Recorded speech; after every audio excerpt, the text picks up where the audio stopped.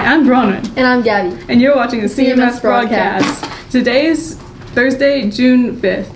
And here are the requirements for the 8th grade field trip. No more than 3 minor infractions, Tier 2, and no major infractions, Tier 3, starting May 12th until the end of the field trip. Students must be passing 5 out of 7 classes, which means you cannot earn a failing grade in more than 2 classes. The final grade check will be June 9th. And here's the update on Jackie and Shadow, the eagles nesting in Big Bear Valley. We recently learned that Sunny and Gizmo are both girls. They are spending more and more time alone in the nest and are getting very close to leaving it, especially Sunny. Aw, that's amazing. I always knew there were girls. Sure you did. Okay, time for the joke of the week. Why can't the egg tell a joke? I don't know why. Because he always cracks himself up. Aw. Okay, now it's time for the character of the week. Drum roll, please. Missy from Young Sheldon. Oh, she's my favorite Young Sheldon character. Yeah, mine too. Anyways, Mr. and Mrs. Balk will be taking the 8th graders to Bullwinkle's for the 8th grade field trip on Monday, June 9th. And it's time to say goodbye to this year's 8th graders, which will be the class of 2029. 8th grade promotion will take place on Tuesday, June 10th at 6 p.m. in the CMS gym. All are welcome to attend.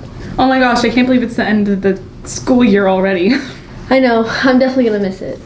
Congratulations to the person who most students see during 2 very important times of the day, breakfast and lunch. Miss Christie, our school cook, was chosen by a student body as the staff person of the year. Congratulations, Miss Christie. Including today, we have 3 school days left of school. Woo. On Monday, June 9th, students will check in textbooks, Chromebooks, and all other school materials.